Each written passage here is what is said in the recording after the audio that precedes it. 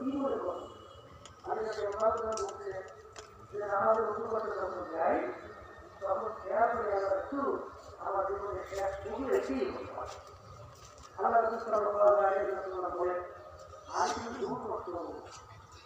এক নামাজ থেকে অন্য নামাজ রাখতে পারছেন অনেক সময় দেবো না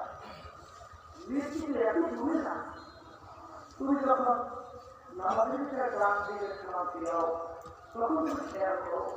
আমি নামাজের খারাপ দিয়ে পারি কিনা এই হলো দুনিয়া অনেক সময় মুক্তিতে বলেন এই হলো চলছেন না যে মাহাবীর আসলে আমাদের দায়িত্ব আজকে ওটা দুনিয়াকে দিয়ে হয়েছিল সে কি মুক্তি ছিল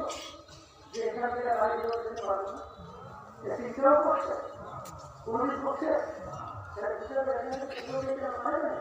এখন তাহলে লাভ